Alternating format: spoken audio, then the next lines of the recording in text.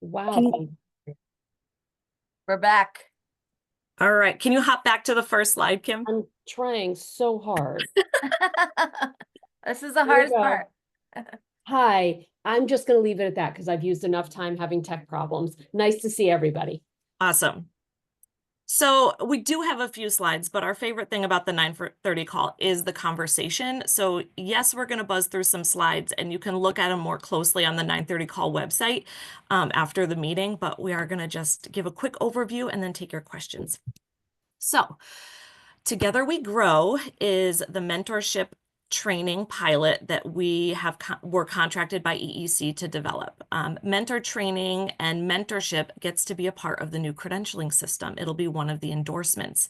So we were really honored to get to work with statewide partners to create this opportunity where people train to be mentors in our field specifically. And we were really excited because it includes this job embedded training. EEC's goal is that the mentorship endorsement is a way for folks to advance in the early ed field, even if they don't want to land as a director someday. The best part about this training is that we were able to tailor it to center-based programs, out of school time care, and family child care. So when we ran our pilot, we really carefully created a cohort that included statewide participants from all three program types, and we had facilitators with expertise in all three program types. So we're really excited about it. Can you go to the next slide, Kim? One more. Oh, sorry. There you go. Awesome. Click again. I think you have some, okay. When you downloaded it, it did a different thing. Oh God, sorry. That's okay. Go back one. Awesome. If you know anything about HCC, we never like to do anything in a silo. So the best part about this program is that we got to do a lot of stakeholder engagement as we created the content and rolled out the pilot, because we really wanted mentor training to affect what was valuable, sustainable, viable for the people that are actually doing the day-to-day work in our field who would be considering bringing mentorship into their programs. So just really quick, this is a list of the different stakeholder input groups that we have worked with, and we've worked carefully with an external evaluator to reconcile all of the input and make sure that it's reflected not only in our content, but in the feedback that we bring to EEC about how to operationalize and systematize mentorship throughout the state. I think the couple of the most exciting ones that I want to highlight here is we pulled together a group of practitioners from across the state, and we compensated them to review the content and give us feedback. It was great. They were compensated for their time in meetings with us and their time reviewing things outside and giving us written feedback.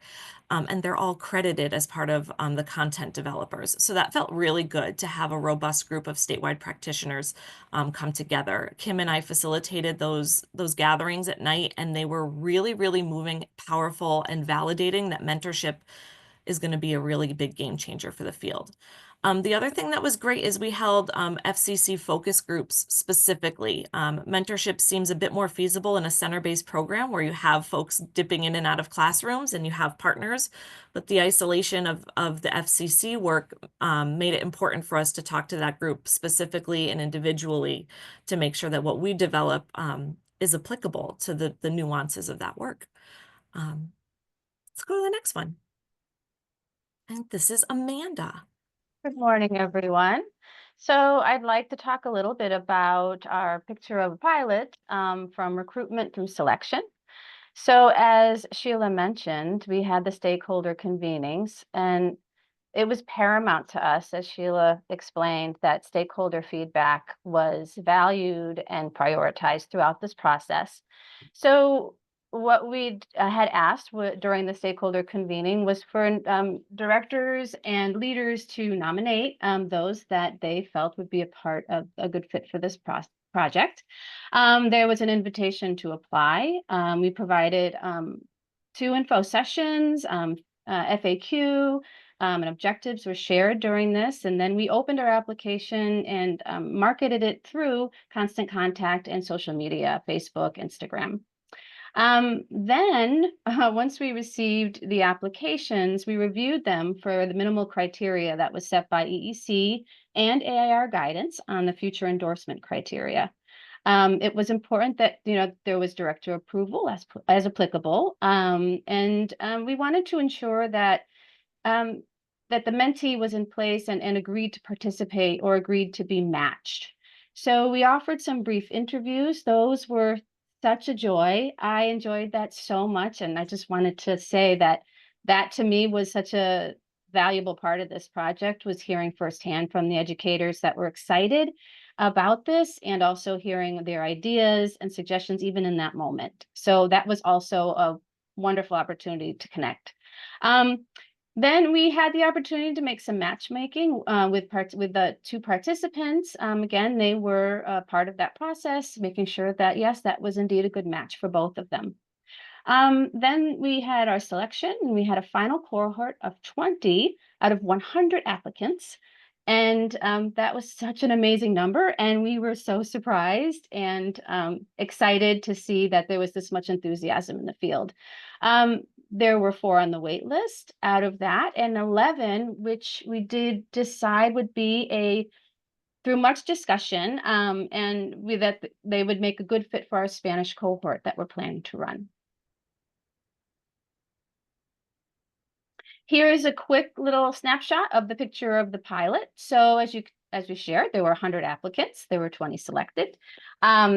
We didn't select 65, but we let them know that there would be an opportunity for a future training.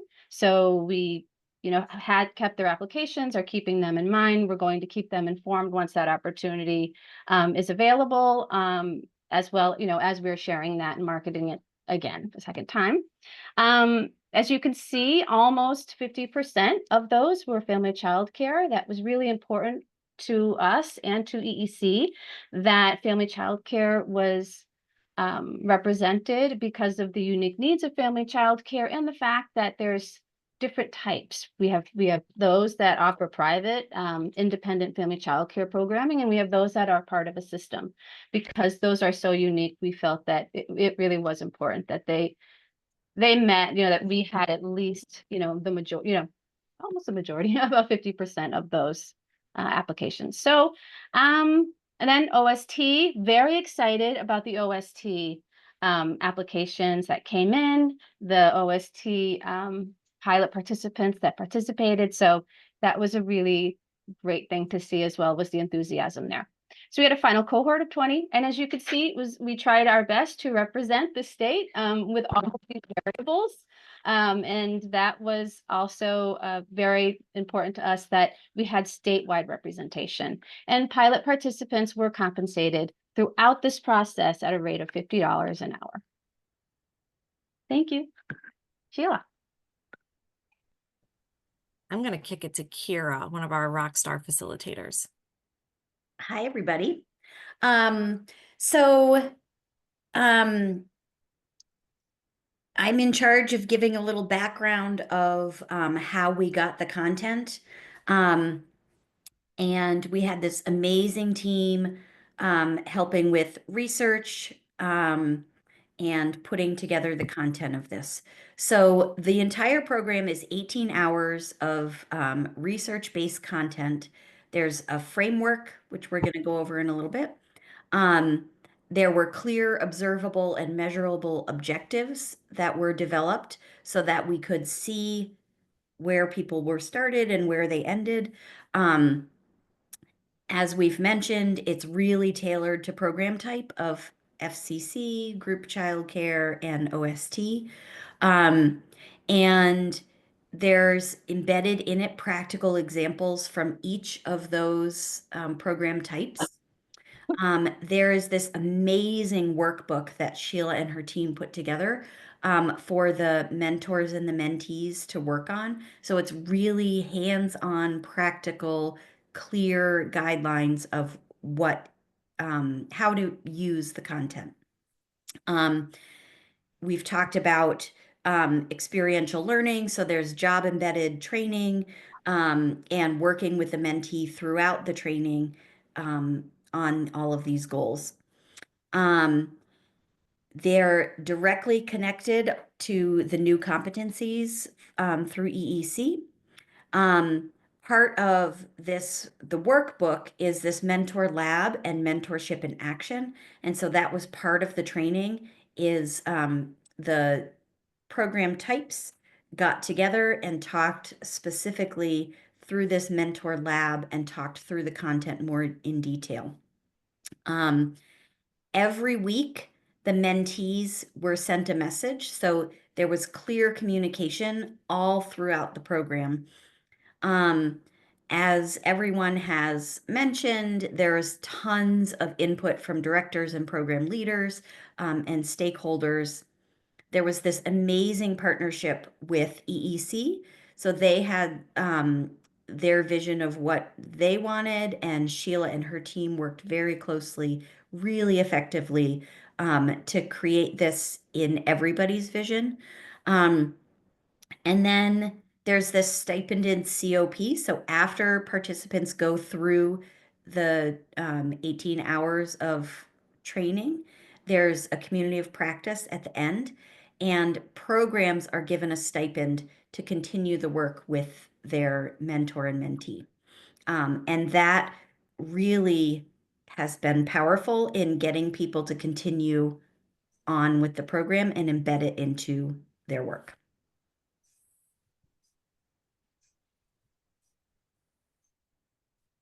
This one is Jen.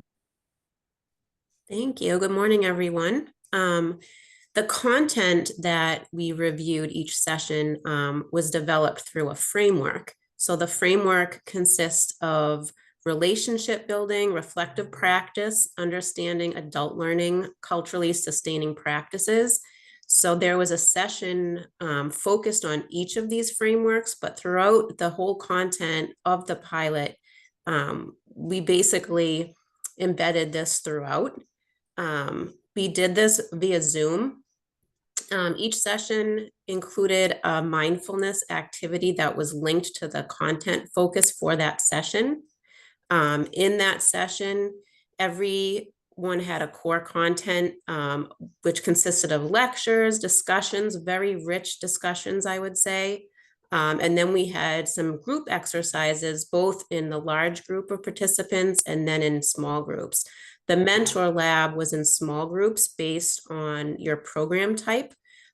This was to prepare mentors for their next meeting with their mentees. It was to offer support with the participants, but also the facilitator to help guide the mentors what that should look like. And then we did a little bit of work with the mentors between sessions to offer them some support. Thank you. Thanks, Jen. All right, Leslie's up. All right. So it was a very iterative process. We came into it with a design that we thought was going to work, but we were able to adapt and change as we learned from our participants, and we edited and fine-tuned some aspects as we were working through each session. It was really, we felt it was successful because of the information that we received back from participants each time and their level of engagement and participation in each of the sessions when they were happening. It was really helpful to have experienced facilitators running this program. Kara and Jen were fantastic to work with. And of course, Kimm and Sheila and the HCC staff were as well, a great support. Each week there was a checkout with the evaluator for the program, and they were able to compile and send us feedback almost immediately after each session, which greatly informed any adjustments that needed to be made for future sessions and gave us food for thought for any other changes that could be made. Thank you. Okay, and I will ask Liz if she wants to speak to her experience as a participant. Hi, everybody. First, I want to say how much I appreciated this program. I really liked what Sheila said at the beginning about how the path seems to always just be, oh, you're a teacher, and if you want to go further, you want to be a director. And I've always not wanted that at all. Like that's not what I want to do. I want to be working with the kids. And I realized that mentor is a title that really fits me and that I really enjoy being a mentor. The program made me realize how vital mentorship can be in early childhood education. It extends both to the mentor and the mentee. Like I could see the changes that were happening in my mentee, but I could also feel them within myself. I could feel myself listening better when my mentee or when other coworkers are talking, but also just having that knowledge that my co-teachers are paying attention to what I'm doing, and that could be good or bad. And so if something happens that I wasn't happy with, like I didn't like the way that I handled something, it made me really think about how to mend that with the children, but also to talk to my co-teachers and say, hey, I didn't like the way that I reacted here, and this is why, and this is what I would have done differently now that I'm thinking about it. And I think that if anyone is considering a mentorship program, they should just go for it. The worst that could happen is you could decide that it's not for you. Like I have considered going into coaching, but realized through the mentorship program that like mentorship is really what I want to do, not coaching. And the best that could happen is that you get to shape like our next generation of early childhood educators. That's so great. Thank you so much, Liz, for sharing. In the interest of time and to ensure that people have a chance to ask questions, I'm just going to reiterate what Sheila said previously, which is this slide deck is going to be available on the 930 Call website. There are a couple of slides that you can feel free to take a look at. There's some testimonies. There's an overview of our next steps, which please, if when you're looking at that, you have any questions, reach out to Amanda, Sheila, or myself. We'd be happy to help you out with some information.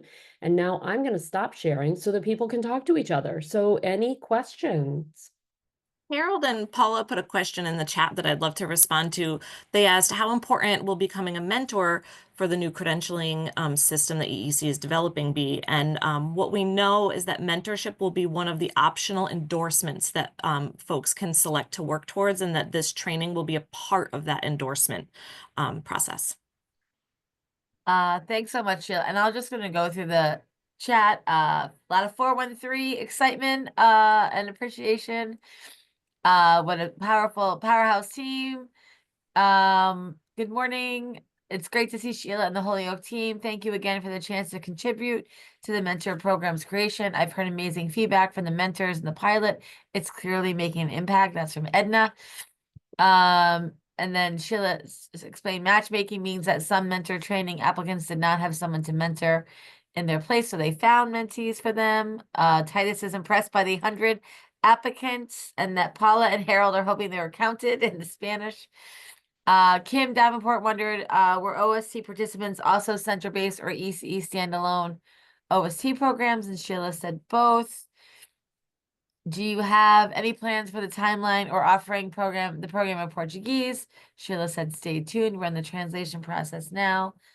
Cecile wondered if the mentors and facilitators, DEEC employees, or were they recruited and how? So Sheila, do you want to talk a little bit more about that? Yeah, I know you answered in chat. Yeah, so it was really important to us and to EEC that anyone in a work group, when we compiled them all together, that we had representation from as many regions as possible and direct expertise with program type. So we really weighed those things and thought about our partners in that way. The other thing that made a difference is thinking about who was doing apprenticeship programs. And so knowing that mentorship is going to be a big part and linked to that work. So that played a part as well. Donna and Danette loved that mentor is a title that really fits me. I also added in the chat that EEC is hiring a director of learning, development, and training with the job posting. And Candela shares HCC has a deep and wonderful staff. Is this a record number of presenters in 3 minutes? It could be. I just like to be inclusive. Is this the first of its kind in Massachusetts? That's a great question. There have been some mentor trainings that got off the ground, but maybe didn't sustained funding to continue on. It's the first funded through EEC. So we were really excited about it. It's also the first of the endorsement opportunities to have a training built, kind of building the ship as we're flying it situation. So that is first of its kind, and it's been great to work so closely with EEC and AIR so that it can truly be an iterative process so that both things can happen simultaneously. And then Ann Candelas wonders, when does the training take place? Does it take place during the workday? That's a great question. So for this particular training, and because we were able to compensate folks, we did do evenings for the pilot, just so that we could include all different program types. However, we're getting ready. I know Donna asked about next steps. One of the next steps is cranking out a couple of training the trainer opportunities. Once folks have become trainers, they can run the training during the times that work for their particular cohort. So OST folks may want to do their training first thing in the morning. FCC folks may want to do a Saturday. So that'll be flexible and responsive to the needs of the field. And then Brian Gold wondered, what's one thing you would like to do with the program you haven't been able to do yet? Oh boy. One thing that's a dream that really came from the practitioner stakeholders, was they would love for there to be like a catalog of trained mentors that exist in the state that folks can reach out to. You may have a mentor in your building, but it may not be a match for you as a person. So they would really love for there to be a mentor directory, especially for the FCC groups, so that they can match make. So that's not something that's within our system building capability, but it's something that we've shared back with EEC. And then Kim also added in the chat about we have a plan to work with administrators to develop a culture of mentorship in their programs. This would be great to expand on in the future. Yes. And then Titus, oh my gosh, the chat is bananas. It's very everyone's replying. Titus wondered, where is Titus's? There it is. I'd love to see a follow-up studies on how this mentorship leads to longer-term retention in the field. Oh, that's a great point. We do have a study coming out. Yeah. This should be part of our statewide strategy to retain leaders in our field. Mentors rock. And then I'm gonna a mentor directory is such a great idea, says Bamari. For kids only is an out of school time program, and we do apprenticeship on the job training during the hours the children are in school. And great to see that you're able to compensate folks for off hours training in the early ed pilot we did with HCC last year showed that compensation mattered and that training made them want to stay in the field. And Edna added, and Titus, to add to your comment, a way to encourage and motivate FCCs to stay in the field, as it's an opportunity to grow and to go up in the workforce ladder. Any last comments? We appreciate, I'm putting in the link in the chat for the follow-up folder, which is just an incredible resource of all the slides we've had on the 9:30 call. We'll put yours in today. But any kind of last words here at 9:57? So I would just like to really thank the team of people that are here today who worked on this project. There are more that are not with us today that worked on the content development, but this has been a truly, truly collaborative effort. We've had input from so many different people, and we've had an incredibly valuable core group of content developers who have really, really dug in deep to make sure that this is representative of all of their program types and that it is relevant to the work that's happening in the field today. A lot of programs are developed on research that is maybe a few years old, and we wanted this to be relevant to today's society and today's field. So this has been an incredibly important project that way. And so all of our team, Sheila and Amanda and Jen and Leslie and Kira and Liz for being part of the group, and anyone else who is on here that I'm not seeing quickly, but it's been an incredible labor of love and many long days and late nights and early mornings and Saturdays. So thank you to everyone who put all that time and effort in. And questions are our favorite. So if you're thinking about mentorship and you're like, that 30 minutes was, I have more questions, please email any of us. We're pretty swift email responders, especially when it comes to this work that we're really passionate about. So please email us your questions anytime. And yes, directors need mentorship too. And Donna, I have ideas about that. So we'll talk. It also just brings up the point that we should, you know, be paying close attention to what's happening at EEC. We know there are so many different moving parts right now around supporting the workforce. Bina says, we're so grateful for all of our partnership with the work that you do with the mentors in our apprenticeship program. It has been so impactful. 3 hearts. And I'll just say, to have 80 people join the call this morning, this week, we've had at least 70 people on every day. I stopped at Dunkin' Donuts this morning and I saw Raul Fernandez and he said, don't you have a call soon? So people are watching and listening. And if you're watching the recording, we're so glad you could see this. And so if you have other ideas or more discussion topics around these issues, please let us know. Check out the follow-up folder. We will see everybody next week on Monday. Let me just see who is booked next week. We are going to hear from Tracy Skelly, who's the CEO and founder of Little Cocoa Bean, whose mission is to increase early childhood consumption of nutritious food in Boston. So we will, and also next week, next Wednesday, we're going to hear from Friends of the Center for Children, Executive Director Alex Schiavone, who will talk about their innovation around providing housing for early educators. So stay tuned for that. Have a wonderful day. Enjoy the somewhat winter weather, and we'll see everybody next week. Thanks so much to everyone who was here today.